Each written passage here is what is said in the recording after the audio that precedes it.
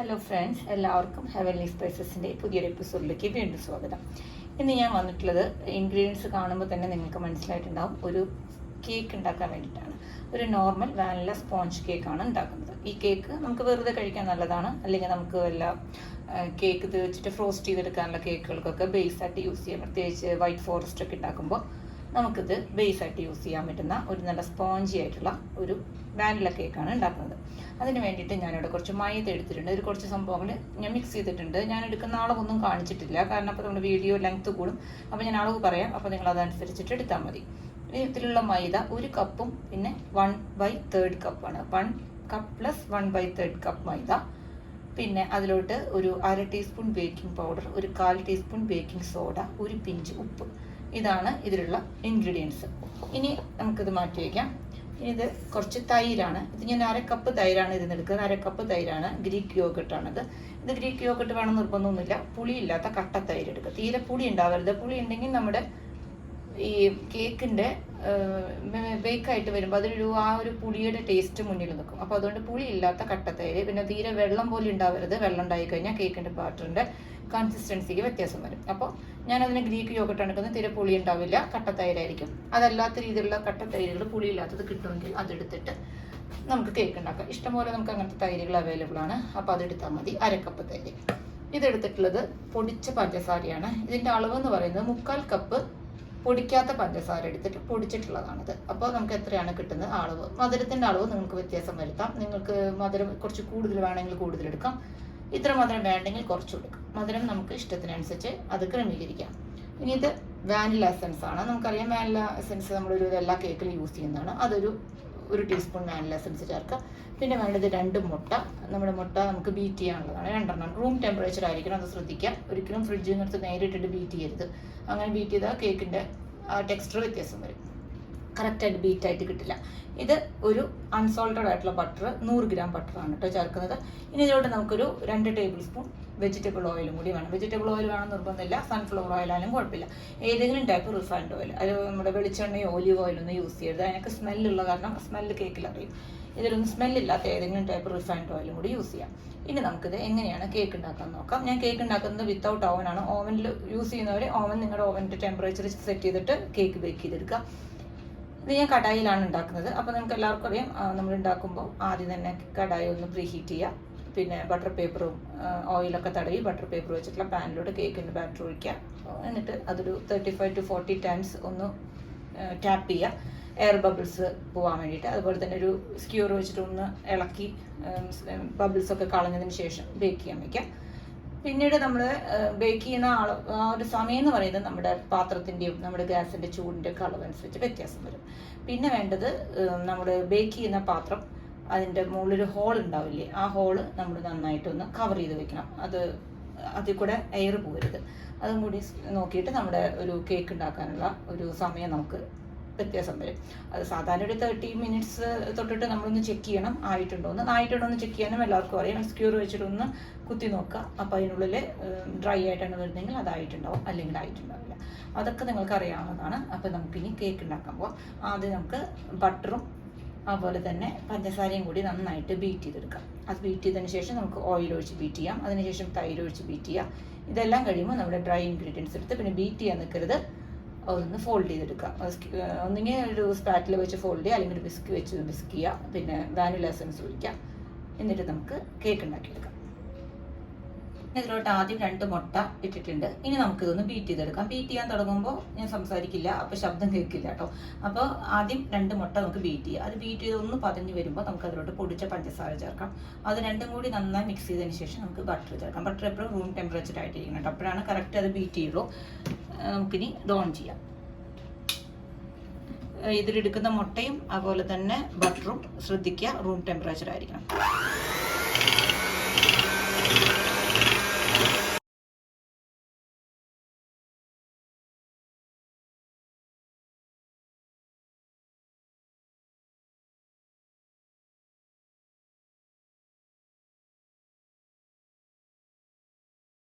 ഇപ്പോൾ മുട്ട നന്നായി പതഞ്ഞു വന്നിട്ടുണ്ട് കേട്ടോ. ഇനി നമുക്ക് നമ്മുടെ പൊടിച്ചു വെച്ച പഞ്ചസാര അതിലോട്ട് ഇട്ട് കൊടുക്കാം.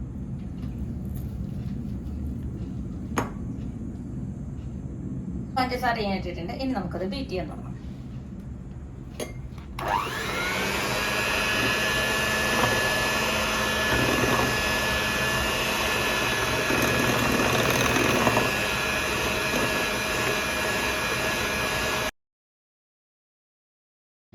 നമ്മുടെ ഈ പഞ്ചസാരയും മുട്ടയും കൂടി നന്നായി ബീറ്റ് ചെയ്തു.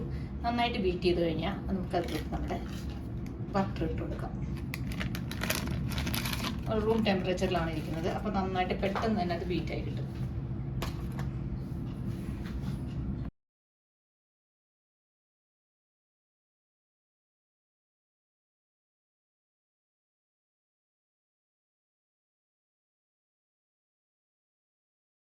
ബട്ടർ നന്നായി ബീറ്റ് ചെയ്ത് കഴിഞ്ഞാൽ നമ്മൾ അതിലേക്ക് നമ്മൾ എടുത്തു വെച്ചിട്ടുള്ള നമ്മുടെ തൈര് ചേർത്ത് കൊടുക്കാം.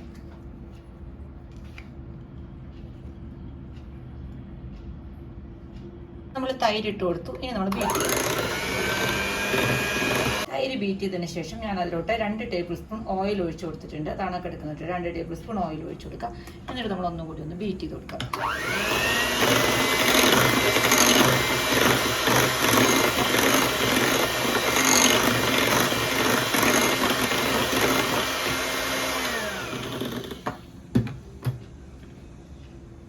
ഇനി അതൊന്ന് മിക്സ് ആയതിനു ശേഷം നമ്മൾ അതിലോട്ട് കുറച്ച് വാനില എസൻസ് ഒഴിച്ചു കൊടുക്കാം. ഞാൻ ആ കുപ്പിയുടെ അടപ്പിൽ തന്നെയാണ് ഒരു ചെറിയൊരു അടപ്പ് വാനില എസൻസ് ഒഴിക്കുന്നുണ്ട്. ഇതുപോലെ തന്നെ അടപ്പിൽ ഒഴിച്ചു കൊടുക്കാം.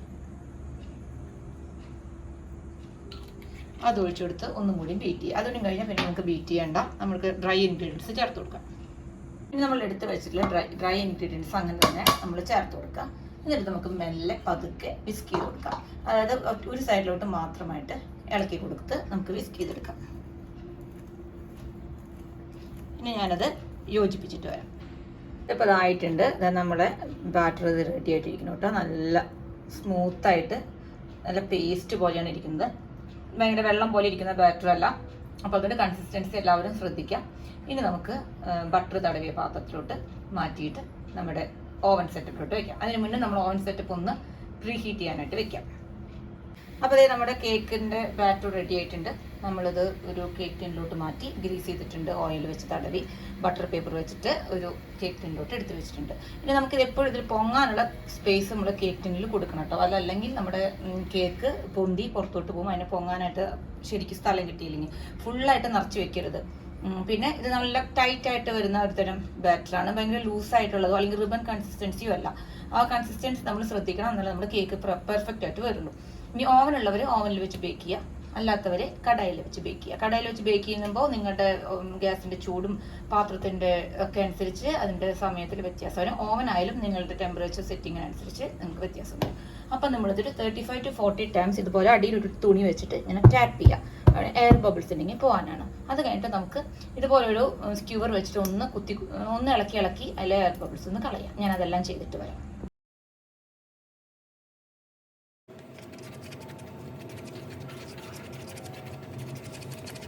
ഇതെല്ലാം ചെയ്തു. ഇനി നമുക്ക് കേക്ക് ബേക്ക് ചെയ്യാൻ വെക്കാം. ഞാൻ അതിലോട്ട് വെച്ച് പ്രീ ഹീറ്റ് ചെയ്തതാണ് ഓൾറെഡി. ഇനി നമ്മളത് അടച്ചു വെച്ചിട്ട്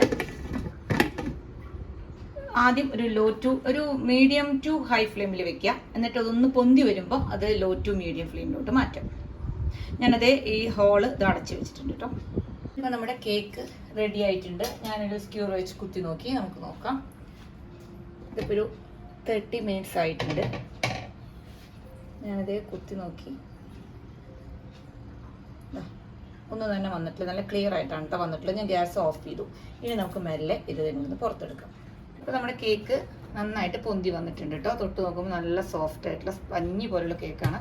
ഇനി നമുക്ക് ഇത് ലൈറ്റായിട്ടൊന്ന് വിണ്ട് വന്നിട്ടുണ്ട്. നോർമലി കേക്ക് അങ്ങനെ വിണ്ട് വരുന്നത് അത്ര നല്ലതല്ല കേട്ടോ. വിണ്ട് വന്നു കഴിഞ്ഞാൽ ഉള്ളിൽ മോയ്സ്ചർ പോകുന്ന പറയാം. പക്ഷെ ഇത് ഒരുപാടങ്ങ് വിണ്ട് പൊട്ടി വന്നിട്ടില്ല. ലൈറ്റായിട്ടൊന്ന് വിണ്ടിട്ടുള്ളത്. ഭയങ്കര സോഫ്റ്റ് ആയിട്ട് വരുമ്പോഴായിട്ടുള്ള കേക്കുകളാണ് അങ്ങനെ നോർമലി വിണ്ട് പോകുന്നത്. ഇത് ഭയങ്കര സോഫ്റ്റ് കേക്കാണ് കേട്ടോ. ഇനി നമുക്ക് ഇതിൻ്റെ മോയ്സ്ചർ ഒന്നും പോവാതിരിക്കാൻ വേണ്ടിയിട്ട് നല്ല ചൂടായിട്ടിരിക്കുന്ന ഈ കേക്കിൻ്റെ മുകളിലോട്ട് ഒരു വെള്ള കളറിലുള്ള തുണി, അധികം കളറൊന്നും ഇല്ലാത്ത തുണികൾ, അല്ലെങ്കിൽ കളർ പോകാത്ത തുണിയായാലും മതി. നല്ല വൈറ്റ് കളറിലെ ടവലാണ് കുറച്ചുകൂടി സേഫ്. അത് നന്നായിട്ട് നനച്ചിട്ട് ഇതിന് മുകളിലൊന്ന് ഇട്ട് കൊടുക്കാം. നമ്മൾ ഒരു നനഞ്ഞ തുണി ഇട്ട് കൊടുക്കുക. ഇതവിടെ ഇരിക്കട്ടെ. ഇനി നമുക്ക് തണുക്കുമ്പോൾ ഡീമോൾഡ് ചെയ്ത്, നന്നായി തണുത്തതിന് ശേഷം ഡീമോൾഡ് ചെയ്താൽ മതി. അല്ലാതെ ചൂടോട് കൂടി എടുത്ത് ഡീമോൾഡ് ചെയ്ത് കഴിഞ്ഞാൽ നമുക്ക് ചിലപ്പോൾ ഷേപ്പിലൊന്നും വരില്ല കേട്ടോ. അപ്പം ഞാൻ ഡീമോൾഡ് ചെയ്തിട്ട് കാണിക്കും. നമ്മുടെ കേക്ക് ഞാൻ ഡീമോൾഡ് ഡിമോൾഡ് ചെയ്തു കേട്ടോ. കേക്ക് ഡിമോൾഡ് ചെയ്യുന്ന വീഡിയോ പെട്ടെന്ന് ഞാൻ എടുക്കാൻ മറന്നുപോയി. അതുകൊണ്ടാണ് ഞാൻ കേക്ക് ഡിമോൾഡ് ചെയ്തത്. ഈ പാത്രം അതിനുള്ളിൽ തന്നെ ബട്ടർ പേപ്പർ നമുക്കൊന്നും ചെയ്യേണ്ടതെന്നുള്ളത് അല്ലാതെ തന്നെ അതിന് നന്നായിട്ട് ഡിമോൾഡ് ആയിട്ട് വന്നിട്ട് ഞാൻ അതിൻ്റെ ബാക്ക് സൈഡൊക്കെ കാണിക്കാം. ഒരു കരിഞ്ഞിട്ടൊന്നുമില്ല, സൈഡൊക്കെ നന്നായി മുരിഞ്ഞ് വന്നിട്ടുണ്ട്. ഇതിപ്പോൾ നിങ്ങൾ ഓവനിലാണെങ്കിൽ മുകൾ ഭാഗം കൂടി ലൈറ്റ് ആയിട്ട് ഒരു ബ്രൗൺ കളർ വരും കേട്ടോ. അപ്പോൾ അത് നല്ല സോഫ്റ്റ് ആയിട്ടുള്ള നല്ല സ്പഞ്ച് പോലെയൊക്കെ നല്ല സോഫ്റ്റ് കേക്കാണ് കേട്ടോ. ഇനി നമുക്കിതൊന്ന് കട്ട് ചെയ്തിട്ട് വരാം. കട്ട് ചെയ്യാറുണ്ട് നല്ല എളുപ്പത്തിൽ നല്ല സോഫ്റ്റ് ആയിട്ടുള്ള കേക്കാണ്. നമുക്ക് എല്ലാവർക്കും എളുപ്പത്തിൽ ഉണ്ടാക്കിയെടുക്കാൻ പറ്റുന്നതാണ്. അതിനൊന്ന് പരീക്ഷിച്ച് നോക്കാം. ഇനി ഞങ്ങൾക്ക് ഇതൊന്ന് കട്ട് ചെയ്തിട്ട്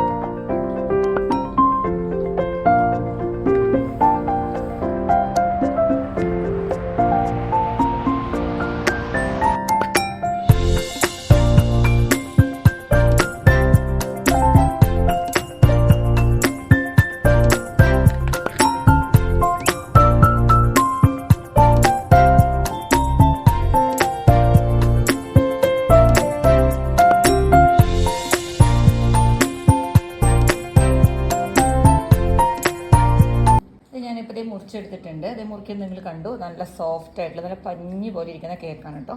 നിങ്ങളിത് നമ്മുടെ വൈറ്റ് ഫോറസ്റ്റ് ഒക്കെ ഉണ്ടാക്കുമ്പോൾ നമുക്ക് ബേസായിട്ട് ഉണ്ടാക്കാൻ പറ്റുന്ന ഒരു നല്ല അടിപൊളി കേക്കാണ്. ഇപ്പോൾ നിങ്ങളിതെല്ലാം അതായത് ഇങ്ങനെ വെച്ചിട്ടെ നല്ല അടിപൊളി കേക്കാണ്. അപ്പോൾ നിങ്ങളെല്ലാവരും ഉണ്ടാക്കി നോക്കുക. ഇഷ്ടപ്പെട്ടാൽ ലൈക്ക് ചെയ്യുക, ഷെയർ ചെയ്യുക, സബ്സ്ക്രൈബ് ചെയ്യുക, കമൻറ്റ് ചെയ്യുക. Thank you so much.